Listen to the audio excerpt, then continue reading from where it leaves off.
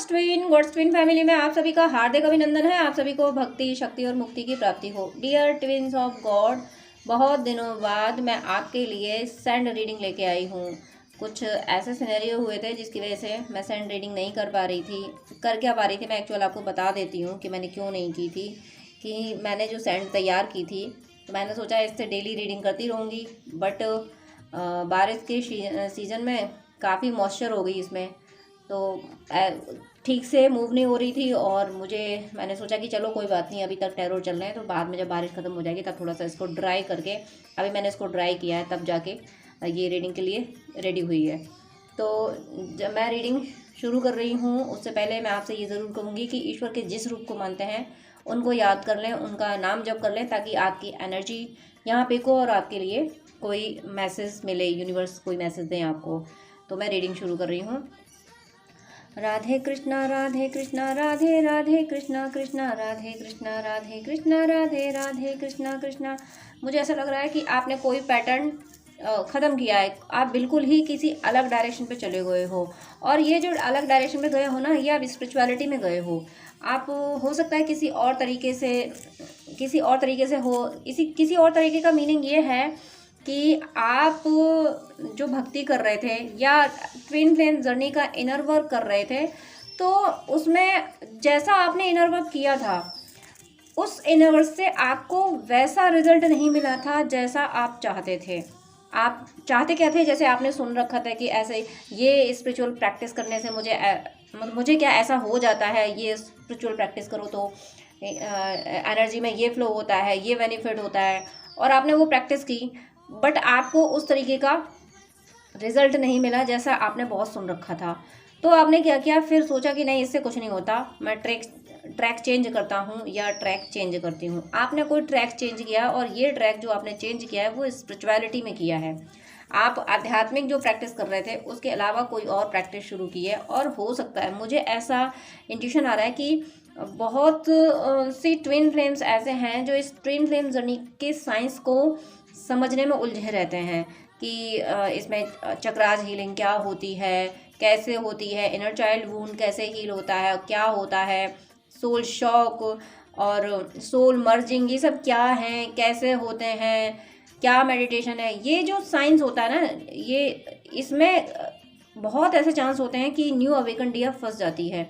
वो समझ नहीं पाती कि मैं कौन सी प्रैक्टिस करूं, मैं कैसे क्या करूं जो अपनी जर्नी पे स्मूथली चल सकूं। हालांकि इस जर्नी पे स्मूथली मुझे नहीं लगता कुछ भी होता है।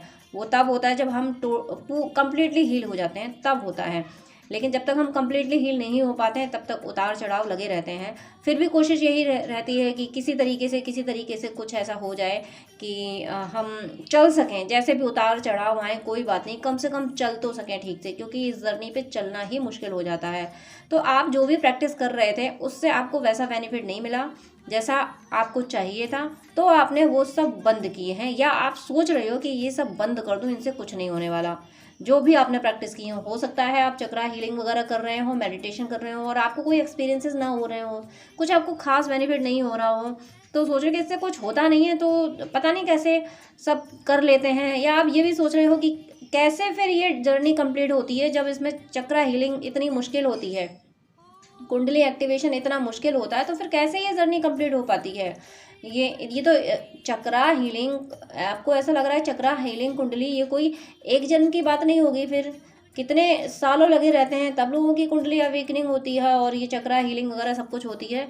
तो फिर कैसे, नहीं ये वर्थ तो फिर ऐसे ही चली जानी है। कुछ ऐसे थॉट मुझे आपके फील हो रहे हैं, लेकिन कहीं ना कहीं से आपको क्लू मिला है। जो जब आप इस तरीके की, आप ट्विन फ्लेम जर्नी के साइंस में जब फंसे हो कि क्या करें, ये तो बड़ा क्रिटिकल साइंस है, बड़ा टफ साइंस है, जब आप इसमें फंसे हो तो यूनिवर्स ने हाथ बढ़ा के आपको निकाला है और आपको कोई ऐसा मैसेज दिया है। मुझे ऐसा फील हो रहा है वो मैसेज हो सकता है ये रीडिंग ही हो, क्योंकि यहाँ से जो गाइडेंस आपको मिलने वाला है, मैं ये नहीं कह रही कि मैं दे रही हूँ, इस जर्नी में मैं जैसी कोई चीज़ नहीं होती। जो होता है ईश्वर होता है, भगवान होते हैं, गॉड होते हैं, जो हम समझना चाहें वो समझ सकते हैं। क्योंकि यहाँ ये जो रीडिंग जाती हुई दिख रही है ये जा रही है डिवोशन की ओर। इनर वर्क का मीनिंग ये नहीं होता कि हमने वूम हील कर लिया, हमने चक्रा हीलिंग कर ली, ये इनर वर्क नहीं होता। हकीकत में इनर वर्क क्या होता है? इनर वर्क का मीनिंग होता है भक्ति। एक आप सिनोनिम समझ सकते हैं, इनर वर्क का सिनोनिम हो गया डिवोशन।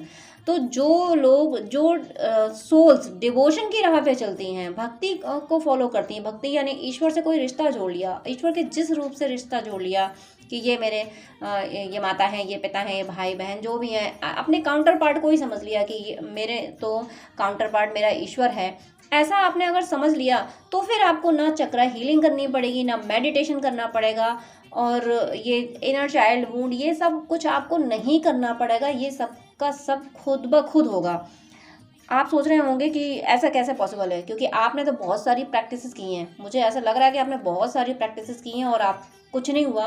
तो आप सोच रहे हो इतनी सारी प्रैक्टिसेस करने के बाद, इतने दिन तक प्रैक्टिसेस करने के बाद कुछ नहीं हुआ, और इस रीडिंग से तो ये कहा जा रहा है कि ये सब खुद ब खुद होता है, तो कैसे पॉसिबल है ये? How is it possible?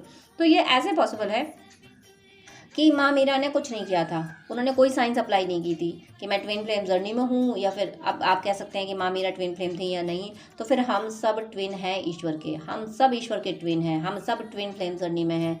But हमारी अवेकनिंग का टाइम आ गया तो हम अवेकन हो गए, दूसरी सोल की अवेकनिंग का टाइम नहीं आया, वो अभी डिवोशन की राह पे नहीं आई है, तो कोई बात नहीं, उनका जब टाइम आएगा तब आएगा। तो इस चक्रा हीलिंग हुआ, इनर चाइल्डहुड हुआ, जितने भी इश्यूज होते हैं कि ये इशू वो इशू हील करना है, पता करना है कि कौन सा इशू है।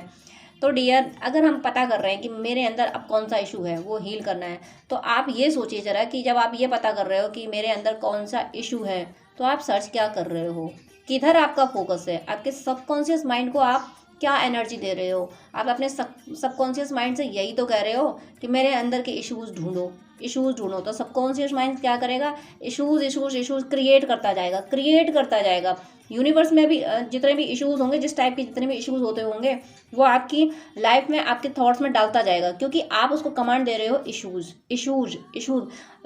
जो हमारा सबकॉन्शियस माइंड होता है वो सारे वर्ड्स नहीं पकड़ता, जो आपने मेन वर्ड, जिस वर्ड की एनर्जी आपने ज़्यादा दी है वो पकड़ लेता है। और आपने एनर्जी क्या दी है उसको कि इश्यूज़ क्या हैं, मुझे इश्यूज़ हील करने हैं, तो मुझे इश्यूज़ हील करने हैं, इश्यूज़ हील करने तो मुझे हील करने हैं, ये सारे सेंटेंस वो आपका सबकॉन्शियस माइंड नहीं लेगा, वो ये सारे वर्ड नहीं लेगा, सीधा सीधा ले लेगा इश्यूज़, और इश्यूज़ क्रिएट कर देगा, और आप उस बबर में फंस जाओगे, जो कि मुझे आप फंसे हुए दिखे हो, आप इश्यूज़ हील करने के चक्कर में फंस गए हो। अरे क्यों इश्यूज़ हील करना है?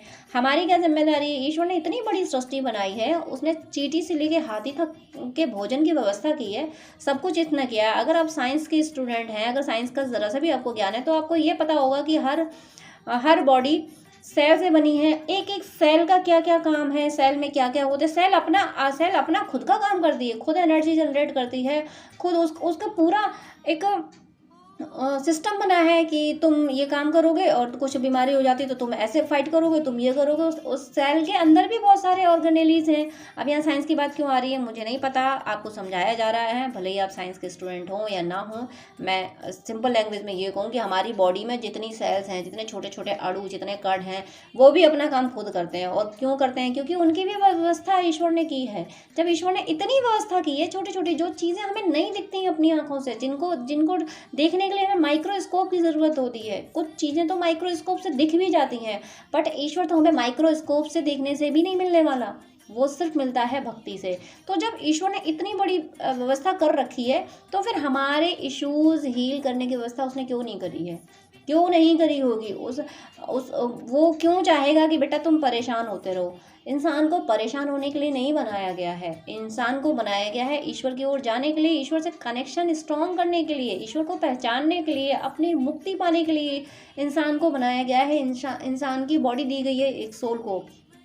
तो यही सब आपके साथ हुआ है। तो आप क्यों सोच रहे हैं कि अब ढूंढूं कौन सा इशू है जिसको हील करना है? अरे कुछ नहीं ढूंढना है, आप बस ईश्वर के जिस रूप को मानते हैं उनके चरणों में बैठिए, उनसे कहिए कि हे ईश्वर, भला हूँ बुरा हूँ जैसा भी हूँ, भली हूँ बुरी हूँ जैसे भी हूँ, बनाई तो आप ही ने हूँ, सॉरी बनाया तो आप ही ने है मुझे, अब जैसा भी आपने बनाया है आप जानो, ये है मेरी सोल, ये है माइंड बॉडी सोल, जो कुछ है तुम्हारा है, तुम्हारे चरणों में।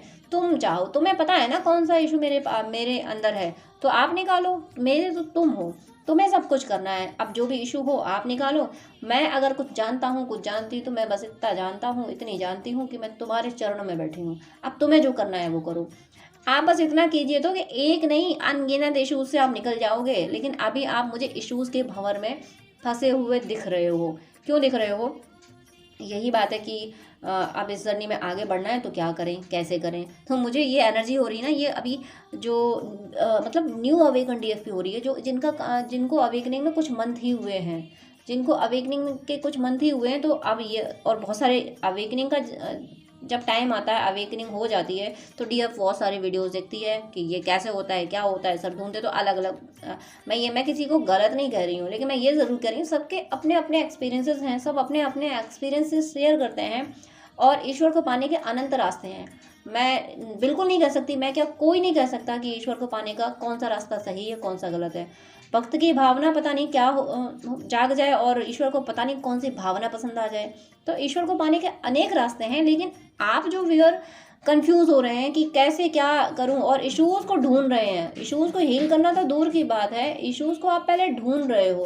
तो ढूंढना मतलब आपका फोकस किधर है? इश्यूज़ पे। जबकि फोकस होना किधर चाहिए? ईश्वर पे, यूनिवर्स पे, गॉड पे, भगवान पे आपका फोकस होना चाहिए। भगवान से अपने रिश्ते में फोकस होना चाहिए। आपको ये फेथ होना चाहिए कि मेरे साथ मेरा ईश्वर है, सृष्टि का रचयिता, दुनिया बनाने वाला मेरे साथ है। मेरी रिश्तेदारी, मेरा अपना दुनिया बनाने वाला है, उसे पता है ना। और ये तो आप जानते ही हो कि दुनिया बनाने वाला जिसने आपको बनाया वो आपका अहित तो कर ही नहीं सकता। हाँ, ऐसा हो सकता है, कुछ घटनाओं से ऐसा लग सकता है कि हे ईश्वर, ये क्या घटना घट गई, ये तो मेरे फेवर में नहीं है। तो वो आपको लग रहा है कि आपके फेवर में नहीं है, क्योंकि हम उतना ही सोच सकते हैं जितना हमें इन खुली आंखों से दिखता है। लेकिन ईश्वर को आप जानते हैं कि ईश्वर कहाँ क्या करेंगे, कुछ पता नहीं। तो उनके अकॉर्डिंग वो अगर निगेटिव इंसिडेंट आपके फेवर में है, आपकी हीलिंग के फेवर में है, आपका कार्मिक अकाउंट क्लियर करने के फेवर में है, तो वो उस तरीके से करेंगे। यूनिवर्स वो घटना आपके जीवन में ला देंगे कि जिससे आपका वो कार्मिक अकाउंट क्लियर हो जाए। तो जो भी बुरा हो रहा है वो हमारे कार्मिक अकाउंट क्लियर हो रहे हैं, और जो कुछ भी इंसिडेंट हो रहे हैं, अब पॉजिटिव इंसिडेंट हो रहे हैं तो फिर वो तो फिर खुशी वाली बात ही है। और अब मैं यहाँ एक बात बताती हूँ। मैंने जो ये साइन देखा था उसके बाद से फिर मैंने अपनी ये जो स्टिक है, ये मोर पंख की मैंने स्टिक बनाई हुई है मूव करने के लिए सैंड को। मैंने बिल्कुल भी मूव नहीं किया। क्यों? क्योंकि कहीं ये साइन बिगड़ ना जाता। आप देख सकते हैं कि एक ये छोटा सा मुझे हार्ट शेप दिख रहा है, यहाँ हार्ट शेप दिख रहा है। सेकंड, ये हार्ट शेप यहाँ देखा और इसके बाद ये आउटलाइन देखी, ये बड़ा सा हार्ट शेप, ये हार्ट शेप देखा है। ये क्यों है? और जो मैंने अभी बताया आपको कि कहीं ना कहीं आप परेशान हुए हो इस ट्विन फ्लेम जर्नी के साइंस से, तो आपने साइंस को साइड किया है और आपने सोचा है आप कुछ नहीं करना मुझे, मेरा ईश्वर और मैं तेरा, तू मेरा, इस फॉर्मूला पे आ गए हो। मतलब आप भक्ति की राह पे आ गए हो। आपने सोचा मुझे अब भक्ति करनी है, बस मुझे मेरा ईश्वर है ये जाने, ईश्वर जाने कि इन्हें मेरे इश्यूज़ कैसे हील करने, इन्हें पता है ना कि मेरी ज़िंदगी में क्या परेशानियां हैं, ये कैसे हल होंगी, मुझे किन चीज़ों की ज़रूरत है, ये जानते हैं ना। माता पिता जानते हैं उनके बच्चों के लिए क्या अच्छा है। और ईश्वर तो सर्वशक्तिमान है। दुनिया के माता पिता का पावर लिमिटेड है, वो हमारी हर इच्छा पूरी करना चाहते हैं, लेकिन लिमिटेड वे में ही कर सकते हैं जितना उनका पावर है। लेकिन यूनिवर्स का पावर तो अनलिमिटेड है ना, तो वो तो उस तरीके से आपकी इच्छाएं पूरी कर देंगे। ये इस फेथ में आप आ गए हो, आपको ये समझ आ गया है कि इस तरीके से हमें भक्ति करनी है। इस तरीके से क्या, भक्ति का कोई तरीका नहीं होता, प्रेम का कोई तरीका नहीं होता। प्रेम का मीनिंग ये है कि बस अपना लगने लगे, उसकी समीपता अच्छी लगने लगे, उसके समीप जाने का मन करने लगे, उसकी याद में ही डूबा जाए, बस ऐसा लगे कि बस इसकी याद ही करते रहूं।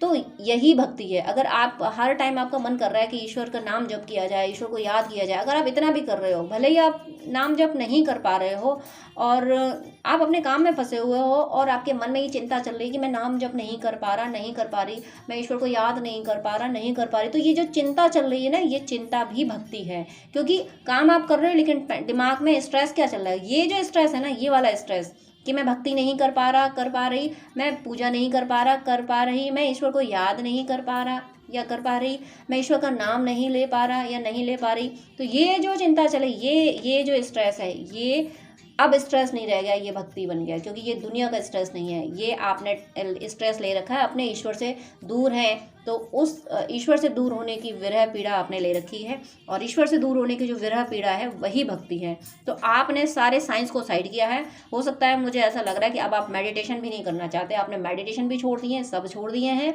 और नहीं छोड़े हैं तो आप छोड़ने वाले हो। आप हो सकता है इस रीडिंग से आप ये सोच लो कि बस ठीक है, जितना हो पाएगा उतना करूँगा, करूँगी, लेकिन हाँ इतना ज़रूर है, अब मैं मेरे ईश्वर से रिश्ता अपना अपना रिलेशनशिप स्ट्रॉन्ग करूँगा या करूँगी। मतलब ईश्वर मेरे हैं और हम उनके, उन्होंने हमें बनाया तो वो हमारा अहित कर ही नहीं सकते, वो हमेशा हमारा हित करेंगे। ऐसी मुझे आपकी एनर्जी पिक हो रही है। अब देखते हैं कि आगे क्या मैसेज है। यूनिवर्स प्लीज़ मुझे और गाइड कीजिए। ये आपको गाइडेंस दिया गया था। कोई व्यूअर्स हैं जो परेशान इसी बात से थे कि क्या करें क्या ना करें। देखिए मुझे फिर वही इंट्यूशन आया है कि आपने ट्रैक चेंज किया है और फेस यहाँ दिखा है, मुझे एक फेस दिख रहा है जो थोड़ा सा परेशान सा, मतलब थकान वाला, टायर्डनेस वाला, कि थकान क्यों, प्रैक्टिस करते करते थक गए, उफ बहुत हो गया। ये उफ वाला जो एक्सप्रेशन होता है ना, वो उफ वाला एक्सप्रेशन मुझे दिख रहा है, जो आपने सोचा उफ बहुत हो गया। और मैं यहाँ एक बात बोलूँगी कि अगर आप इस तरीके से प्रैक्टिस करते करते सच में थक गए हैं, जो कि यूनिवर्स यहाँ से गाइड कर रहे हैं, तो कुछ टाइम के लिए आप कोई प्रैक्टिस ना करें, और जो कि मुझे ऐसा लग रहा है कि आप नहीं कर रहे हो। बट एक बात याद रखनी है, भले ही आप मेडिटेशन ना करें कुछ टाइम, भले ही आप चक्र हीलिंग वगैरह कुछ भी ना करें, इनर चाइल्ड वुंड पे कुछ ना करें, कुछ भी ना करें, लेकिन एक काम आपको हमेशा करना है, अपने थॉट्स पे वर्क हमेशा करना है। कोई थॉट ऐसा आ जाए जो आपको लो एनर्जी में ले जाए, तो आप तुरंत अपने ईश्वर के जिस रूप को मानते हैं वहाँ बैठ जाइए कि हे ईश्वर, ये वाला थॉट है ना, ये मुझे लो कर रहा है, मुझे डरा रहा है, मुझे घबराहट हो रही है, इससे मुझे इससे निकाल लीजिए, मुझे इससे बचा लीजिए। जैसे ही आप दुबक के ईश्वर की गोद में बैठेंगे ना, तो वो जो नेगेटिव थॉट है ना, वो क्या कर पाएगा, कहाँ पहुँचेगा ही नहीं वहाँ पे। ईश्वर का जो दायरा है ना, ईश्वर का दायरा तो कुछ नहीं है, लेकिन हमें फील करना है कि हम उनकी ऊर्जा में एंटर कर गए, ये हमें फील करना है। ईश्वर का दायरा जो है, दायरा क्या, वो अनलिमिटेड है, बट हम फील नहीं कर पाते कि हम उनकी समीपता में आ गए, हम उनकी ऊर्जा में एंटर कर गए, ऐसा हम फील नहीं कर पाते। इसलिए कोई भी नेगेटिव एनर्जी आके हमें परेशान कर देती है, हमें लो कर देती है। लेकिन आप जब ऐसा फील कर पा रहे हो, तो ये ज़रूर है कि फिर आपको कोई लो एनर्जी में नहीं ले जा सकता। और यहाँ मुझे एक इनकम्प्लीट यन यंग का साइन दिख रहा है। तो इनकम्प्लीट यन यंग का साइन ये है कि कहीं ना कहीं आपकी एनर्जी थोड़ी सी डिसबैलेंस है। डिसबैलेंस होने का मीनिंग यही है कि आप ट्विन फ्लेम जर्नी की प्रैक्टिस से थक गए हो। तो कोई बात नहीं, अगर आप थक गए हो तो सारी प्रैक्टिस थोड़े दिन के लिए बंद कीजिए, लेकिन एक काम आपको बंद नहीं करना है, वो अपने थॉट्स पे वर्क करना। कि आप स्ट्रेस ले रहे हो, उसके बाद भी आप बहुत परेशान हो, हैवी एनर्जी पिक हो रही है, लेकिन आप मेडिटेशन कर रहे हो, वो नहीं करना है। जब आप थक रहे हो, परेशान हो रहे हो, तो आप ऐसा भी कर सकते हो कि यूनिवर्स, अगर आप सनातन से हैं तो कोई मूर्ति ले लीजिए जिसकी आप पूजा करते हैं, उसे अपने सीने से लगा के बैठ जाइए, या रात को सोते समय अपने सीने पर रख लीजिए, या ऐसी जगह आप सोइए कि सामने आप आपके आराध्य की मूर्ति आपके सामने हो। क्योंकि मूर्ति पूजा एक माध्यम है। हम सब लोग, बड़े बड़े ऋषि मुनियों की तपस्याएं भंग हो गई, तो हम लोग इस कलयुग में जीते हैं। हमारी इतनी क्षमता नहीं है कि हम बिना माध्यम के ईश्वर तक पहुंच जाएं। आपके गुरुदेव हैं तो गुरुदेव से गाइडेंस लीजिए, अपने गुरुदेव को मानते हैं तो गुरुदेव की फोटो सामने रखे। इस फेथ में आप रात में सो जाइए कि मैं इनके चरणों में हूँ। दिन में आप काम करते हैं तो आप इस फेथ में रहिए कि ये जो कुछ काम है, मेरा ईश्वर तो मेरे अंदर बैठा है ना, वो तो हर पल मुझे देख रहा है ना, कहीं कोई दिक्कत आएगी संभाल लेगा। आपको सिर्फ इस फेथ में रहना है कि कहीं कोई दिक्कत आई तो ईश्वर संभाल लेगा, और कहीं कोई दिक्कत आई, ये थॉट भी मत रखिए, ये भी अपने सबकॉन्शियस माइंड को मत दीजिए। आप बस इतना थॉट रखिए कि ईश्वर हर पल मेरे साथ है ना, वो सब मेरे साथ अच्छा कर रहे हैं, वो हर पल मुझे संभाल रहे हैं, हर पल मुझे नेगेटिविटी से बचा रहे हैं। नेगेटिविटी भी को ऐसे नेगेटिव वर्ड लाइए मत, हर पल मुझे वो पॉजिटिव कर रहे हैं, हर पल वो मेरे अंदर एक पॉजिटिव एनर्जी भर रहे हैं, स्ट्रेंथ भर रहे हैं मेरे अंदर। इस आप फेथ में रहेंगे तो फिर ये ट्विन फ्लेम जर्नी आसान हो जाएगी, आपको आसान लगने लगेगी। आपके काउंटर पार्ट की एनर्जी आपको पिक होगी, वो पहले अवेकन नहीं होते हैं तो उनकी एनर्जी आपको ड्रेन करेगी, वो आपकी एनर्जी को लेने के लिए आ सकते हैं। तो आप वहाँ भी, उनके लिए भी आपको यही करना है कि हे ईश्वर, हम दोनों को इस एनर्जी से निकालिए। आप दोनों के लिए प्रे कीजिए, अपने लिए भी और उनके लिए, दोनों के लिए आप प्रे करेंगे तो यूनिवर्स आपको उस एनर्जी से निकाल लेंगे। और एक दिन ऐसा होगा कि आप साक्षी भाव में आ जाएंगे, आप अकर्ता भाव में आ जाएंगे, आप दृष्टा भाव में आ जाएंगे। ये सब क्या है वहाँ पे, यानी साइंस में, यानी ट्विन फ्लेम जर्नी के साइंस में यही तो कहते हैं वननेस में आना और सरेंडर होना। तो सरेंडर होने का मीनिंग क्या है, अकर्ता भाव, साक्षी भाव और दृष्टा भाव। मीनिंग कि जो कुछ है वो ईश्वरी है। इस बॉडी में ईश्वर बैठ के जो कुछ हो रहा है वो ईश्वर कर रहे हैं, दूसरों की बॉडी में ईश्वर बैठे हैं, वो सब कर रहे हैं। तो ये क्या हो गया, सरेंडर हो गया, जो कुछ है ईश्वर है, ये सरेंडर हो गया। अब वहाँ कहा जाता है कि वननेस में आना। वननेस में आना क्या हुआ, ये भी साक्षी ही भाव हुआ क्यों? क्योंकि हर बॉडी में सोल तो एक ही है, और वो सोल क्या है? ईश्वर का ही रूप है। तो सब जगह सोल ही सोल है, कहीं बॉडी आपको फील ही ना हो, कहीं बॉडी का कॉन्सेप्ट आपको एहसास ही ना हो कि हर जगह ईश्वर ही है। तो ये क्या, ये भी वननेस में आना हो गया। तो जो इनर वर्क है ना, हम लोग इनर वर्क, ये वर्ड की एनर्जी में मत फंसिए कि इनर वर्क है तो कुछ साइंटिफिक रीजन है। अरे कुछ नहीं है, सिर्फ भक्ति है, सिर्फ भक्ति, सिर्फ भक्ति, सिर्फ भक्ति। आप भक्ति की राह पे चलिए, ईश्वर से अपना रिश्ता जोड़िए। लास्ट की कुछ 2-1 रीडिंग से ईश्वर से कनेक्शन जोड़ने का गाइडेंस मुझे काफ़ी दिया जा रहा है। तो हो सकता है आप में से कोई व्यूअर हैं जिनको ईश्वर से कनेक्शन की नीड है, वो इस जर्नी के साइंस में फंस गए। अब इससे निकलने के लिए क्या करें? तो कुछ नहीं, बस आप रिश्ता जोड़िए और उससे निकल जाएंगे इस कन्फ्यूज़न से। इस कन्फ्यूज़न मतलब कि ये प्रैक्टिसेस के भंवर से निकल जाएंगे। तो आप ईश्वर से रिश्ता जोड़ के रखेंगे। जब आप ईश्वर से रिश्ता जोड़ के रखेंगे, आप ये सोचेंगे कि मेरा ईश्वर हर पल मेरे साथ है, वो हर पल मुझे संभाल रहा है। मैं क्या गलत करूँगा या क्या सही करूँगा या क्या सही करूँगी, तो वो तो ईश्वर देख रहा है, वो खुद मुझे संभाल लेगा ना। जब बच्चे कोई गलती करने वाले होते हैं, उससे पहले माता पिता उसका हाथ पकड़ के खींच लेते हैं कि नहीं ऐसा मत करो, ये करोगे तो गड़बड़ हो जाएगा, ऐसा नहीं करना होता है, ये करना होता है। तो पेरेंट्स पहले से ही ऐसा करते हैं ना, तो ईश्वर भी तो यही करते हैं। जब आप इस फेथ में रहोगे कि ईश्वर मेरे साथ है, उन्हें पता है ना कि मैंने क्या गलत किया है या मैं क्या गलत करने वाला हूँ, मैंने क्या अच्छा किया है, क्या करने वाला हूँ, उन्हें पता है ना, तो वो सब कर देंगे ना। अगर गलती करने वाला होऊंगा तो वो है ना, वो संभाल लेंगे ना, वो गाइड कर देंगे कि नहीं ऐसे नहीं करना है, ऐसे करना है, इस रास्ते नहीं जाना, यहाँ गिर जाओगे, ऐसे जाओ। तो यूनिवर्स आपको संभाल लेंगे। तो आपको बस इस फेथ में रहना है, इसके अलावा कुछ नहीं करना है। कुछ टाइम पे अगर आप फंस गए हो, थक गए हो अपनी प्रैक्टिसेस में, स्पिरिचुअल प्रैक्टिसेस में, आपको कोई एक्सपीरियंसेस नहीं हो रहे, तो सब कुछ बंद कर दीजिए कुछ टाइम तक। केवल इस फेथ में रहिए कि ईश्वर मेरे साथ है, और आप भजन सुनिए, कथाएं सुनिए, और जो आपको पसंद है सॉन्ग ऐसे सुनिए। इससे आपकी एनर्जी बहुत पॉजिटिव हो जाएगी। और आप बुक्स भी पढ़ सकते हो, स्पिरिचुअल बुक्स भी पढ़ सकते हो। यहाँ मैं शॉर्ट में अपना एक्सपीरियंस शेयर कर रही हूँ, क्योंकि एक्सपीरियंस तो बहुत ज़्यादा होते हैं, और अगर शेयर करो तो वीडियो भी काफ़ी लंबा होगा, ऑलरेडी वीडियो लंबा हो रहा है। तो एक्सपीरियंस मैं इसलिए शेयर कर रही हूँ ताकि आप जो मैं कह रही हूँ उससे आप कनेक्ट हो सकें। मैंने भी चक्रा हीलिंग की प्रैक्टिस की थी, बट वो मैं डीप में नहीं जाऊँगी। मैं बहुत वीडियो में बता चुकी हूँ कि मैं उसमें सक्सेस नहीं हो रही थी। तो एट लास्ट मुझे लगा कि मेरे से तो होना नहीं है, तो मैंने रो के अपने गुरुदेव को याद किया था। तो धीरे धीरे सिनेरियो बना कि 2-3 महीने के अंदर ड्रीम में मेरे चक्रास एक्टिवेट कर दिए गए और कुंडली एक्टिवेट कर दी गई।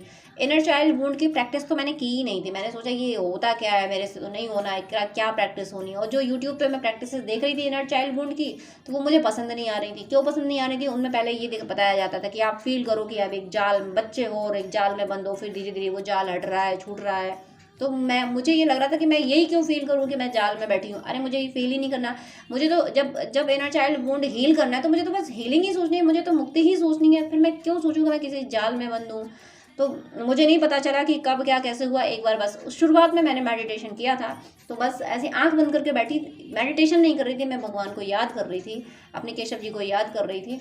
और उस याद में ही मुझे अपने फोरहेड पे एक बहुत सुंदर सी बच्ची मुझे दिखी। और वो बच्ची जो थी वो उसका रूप ऐसा था कि मेरे बचपन में मेरी एक फ़ोटो थी, कुछ उससे मिलता, वैसे ही हेयर, वैसा ही face, black and white photo थी वो। तो मुझे ऐसी ही एक बच्ची दिखी जिसके होठों पे स्माइल थी और आंखों में आंसू थे, और वो मेरे सामने आके, मेरे विज़न में आके ठहर गई। तो उसी टाइम मैंने पूछा कि केशव जी ये कौन है, क्योंकि मैंने तो उसे पहचाना नहीं। तो मैंने केशव जी से पूछा, केशव जी ये कौन है? तो मुझे तुरंत आंसर मिला, ये तुम्हारा बचपन था जो आज हील हो गया। ऑटोमेटिकली हुआ, खुद ब खुद किया केशव जी ने, मैंने कुछ नहीं किया था। बस अपने रिश्ते पे वर्क करती रही। मैं कोशिश ये करती रही कि ईश्वर से मेरी रिलेशनशिप स्ट्रांग रहे। कब? प्रतिपल मेरे मन में भक्ति बढ़ती रहे। आप यही कोशिश कीजिए कि प्रतिपल आपके दिल में भक्ति बढ़ती रहे। आपको ट्विन फ्लेम जर्नी के साइंस में नहीं फंसना है। तो ओवरऑल मुझे इंट्यूशन यही आ रहा है कि ये रीडिंग सिर्फ आपको गाइडेंस देने के लिए की गई थी। यहाँ पे कुछ आपके काउंटर पार्ट के लिए ये करना है, वैसा करना, काउंटर पार्ट आ रहे हैं, ये हो रहा है, वो इस तरीके की रीडिंग मुझे जाती हुई नहीं दिखी। मुझे लगा कि इतने दिनों बाद मुझे ये फोर्स किया गया कि नहीं, अपनी सेंड उठाओ और उसको ठीक करो, उसको ट्राई करो और आज सेंड रीडिंग ही दो। तो ये इसीलिए किया गया है कि कोई व्यूअर है, कोई न्यू अवेकन डीएफ है जो इस वजह से जो इसी बात में परेशान है कि कैसे मैं प्रैक्टिसेस करूँ। इतनी सारी प्रैक्टिसेस होती हैं, 7 चक्रास हैं, एक एक चक्रास के जागने में जन्म लग जाते हैं, और ये 7 चक्रास कैसे होंगे। तो डियर व्यूअर, मैं तो यही कहूँगी। और मेरी ज़ुबान पे जो वर्ड आया था मैंने बोला नहीं, यूनिवर्स वो कह रहे थे, मेरे वर्ड जुबान से बेटा निकल रहा था कि बेटा ऐसा मत करो, इन इन चीज़ों में मत फंसो, नहीं हो रहा है तो छोड़ दो, यूनिवर्स पे छोड़ दो, बस बस इसमें रहो कि दुनिया बनाने वाला मेरा है, बस दुनिया बनाने वाला मेरा है। अब मुझे किसी चीज़ की ज़रूरत क्या है? अरे मेरा कौन सा चक्रा हील होना है, यूनिवर्स कर देंगे ना।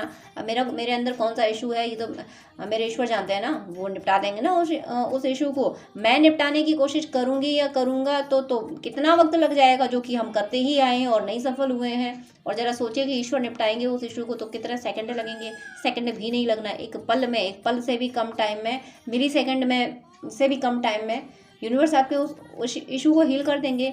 बट आपको इस फेथ में आना है कि मेरा कुछ अगर है तो वो सिर्फ मेरा ईश्वर है, और मेरे ईश्वर को पता है कि उसे मेरे लिए क्या करना है, और ये मुझे पता है कि मेरा ईश्वर मेरे लिए जो करेगा वो बेस्ट करेगा। इस फेथ में आपको रहना है। इस पूरी रीडिंग का जो कंक्लूजन है आप उसको पकड़ लीजिए कि ईश्वर मेरा है, उसे पता है कि मेरे लिए क्या अच्छा या बुरा है, वो मेरे लिए जो भी करेगा वो मेरे लिए बेस्ट होगा, मेरा ईश्वर मेरे लिए बेस्ट करेगा। बस आप इस थॉट को, इन वर्ड्स को पकड़ के रखिए, आप सारे कन्फ्यूजन से निकल जाएंगे, आपकी लाइफ में सब कुछ वैसा होगा जैसा आप चाहते हो। एट लास्ट मेरी शुभकामना है कि ईश्वर आपको सारे कन्फ्यूजन के भंवर से निकाल के आपकी भक्ति प्रतिपल आपके दिल में भक्ति बढ़ती जाए, और आपका ईश्वर से कनेक्शन इतना स्ट्रांग हो जाए कि फिर आपके लिए दुनिया कोई मायने ही ना रखे। आपको आपके ईश्वर की प्राप्ति बहुत बहुत बहुत जल्दी हो। इन्हीं शुभकामनाओं के साथ गॉड ब्लेस यू। जय श्री कृष्णा।